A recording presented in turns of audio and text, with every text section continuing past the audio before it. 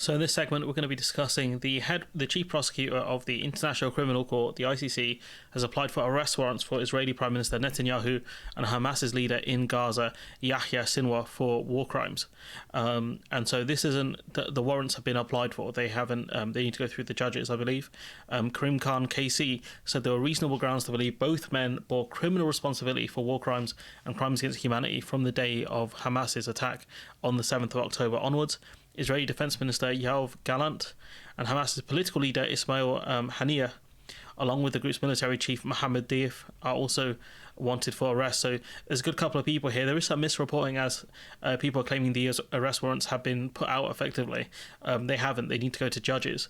So you kind of do need to be a little bit careful here on some of the reporting and the analysis people are giving out here. You know, in terms of the importance of it, you know, ICC judges issue arrest warrants for Vladimir Rich. So weird. He's got like his names are like that. Putin and Maria, some Russian lady. I don't know who that is. So today, the 17th of March, 2023, pre-trial chamber of the ICC issued warrants of arrest for two individuals in the context of the situation in Ukraine. And so obviously they've not been arrested because the ICC doesn't have jurisdiction in certain countries. And so it's only when they leave and go to those kind of relevant countries could they be arrested. And so Netanyahu, you know, Israel is not a signatory to the ICC. So let's have a little listen to what they've got to say anyways, the prosecutor.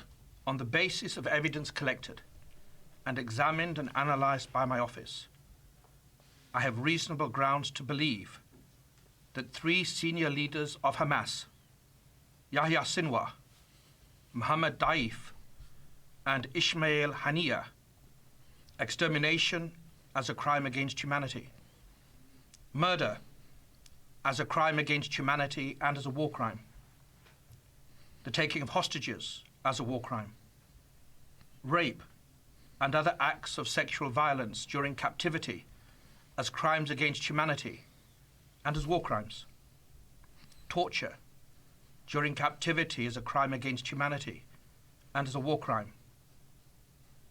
That's also something the Israelis have been accused of as well, torture under captivity.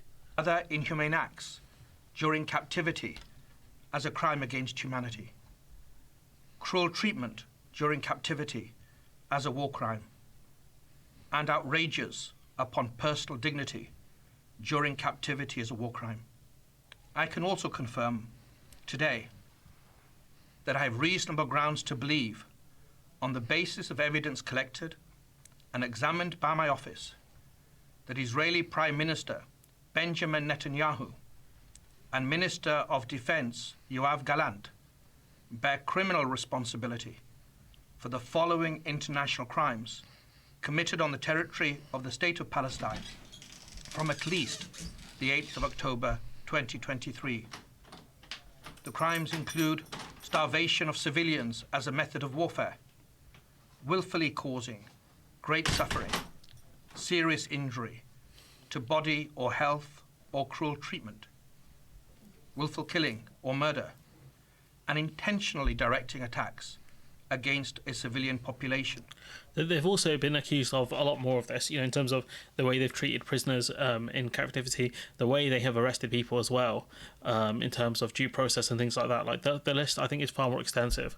So it's interesting they've gone for these specific crimes. As well as crimes against humanity of extermination and or murder, persecution, and allegations of crimes of committing other inhumane acts. It's interesting that they've gone for both parties on the same day as well. You know, it's harder to kind of tar the ICC as being biased in any way, but you know that's already happened with certain people in Israel calling the ICC Hamas, which is just crazy to me, honestly. But you know, we go on. We talk about kind of the British angle a little bit here. This from the SNP. 8 months, this government has told us that it cannot make an assessment on breaches of international humanitarian law, but it has today, because it suits them, made an immediate assessment on the decision of the International Criminal Court, whose panel of experts is predominantly made up of UK lawyers, and they've done so simply because it doesn't agree with it. It is shameful and unforgivable that for 8 months this government has chosen to deny the evidence of their own eyes and giving political cover and munitions to Israel. And we have to assume that if today doesn't put an end to the UK licence of arms export to Israel, then sadly, absolutely nothing will. Yeah, this is an industry where people make money out of it. People make money out of the selling of weapons and things like that. And fundamentally, like, that's one of the reasons why this has been allowed to continue. And I do wonder if Infosys does have any shares in any arms companies. That'd be interesting if anyone's got any technical expertise to have a look at that. Right. I did want to cover some other stuff as well. The Tories obviously ignoring the ICC ruling. And we go to Big Wes, who said this. All right, on Gaza, you rejected the idea of a ceasefire. The South Africans have gone to the International So this was in January. Court of Justice in pursuit of a ruling which would have that effect. David Cameron's told me this morning he thinks that's just wrong. Do you agree? I think it's a distraction. Great, he thought it was a distraction. So, okay, so, they kept saying, we can't say Israel broke international law because we're not lawyers. And then when it went to court, they said, well, I don't think that's a good idea. The Scottish Greens have called on David Cameron to resign on his, quote, complicity in Israeli war crimes. The ICC announced today it would be seeking arrest warrants for Benjamin Netanyahu and Israel's defence minister, more to follow. David Lammy says Labour believes independence of the ICC must be respected, describing it as a cornerstone of international legal system. Significant as now Labour has largely adopted the same position on Israel conflict as the government, which is kind of crazy to me when you think about it, like the leader of the opposition agreeing with the current government on crimes against, potentially crimes against humanity here. Deputy Foreign Secretary Andrew Mitchell, who the hell made him a Deputy Foreign Secretary, is crazy, tells MPs government supports international rule of law and government view is because Israel is not a member of the court and does not recognise it, that makes it okay then apparently. So we can just say we're not a member of this court and we don't recognise you, so therefore, we don't care what you have to say. I mean, the fact that the British government is effectively ignoring what the ICC is saying here is kind of crazy to me. There was a little bit more to discuss regarding kind of more of the British politics side, but I think that will do it for today until we get the result of the hearing. So we'll wait and see what kind of the result of this application is. What did the ICC do? How did the judges kind of side on this one? I do think it's good that they've gone after, obviously, war criminals in Gaza as well as war criminals in Israel. The only thing is that I think Gaza is a signatory to the ICC and Israel isn't. So these kind of guys that have been listed here, these terrorists that have been listed here in Hamas, they will potentially face extradition. The question is will Netanyahu? And the question is if they manage to get rid of Netanyahu, because he's facing criminal proceedings, I think, in Israel as well. He's had multiple indictments in the past. It's one of the reasons why he wants to keep this war ongoing, keeps him out of prison. I do wonder if they would turn over Netanyahu or if they would protect him, because there is the theory that I heard that a nation rebuilding its image would want to turn him over, but at the same time, I've got a feeling I don't think they would.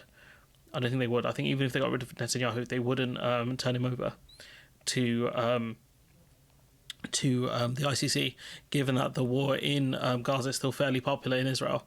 And I think it will be for a long time, especially if they manage to steal any land away. I think it will be more, the more land they can steal, I think the more popular it would get amongst certain groups of people. And let's not forget that Netanyahu won that majority, or got into that coalition because of settlers. So the more settlers there are, the more kind of votes that wing of kind of Israeli politics wins. And so that's more likely to keep Netanyahu out of kind of the ICC's hands.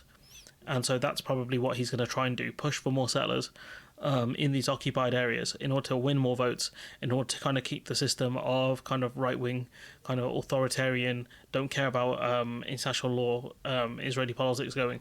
But anyways, I'm going to leave it there. Let me know what you think in the comments below. Like, comment, share, subscribe, support the channel on Patreon if you can, and hopefully I'll see you in the next one.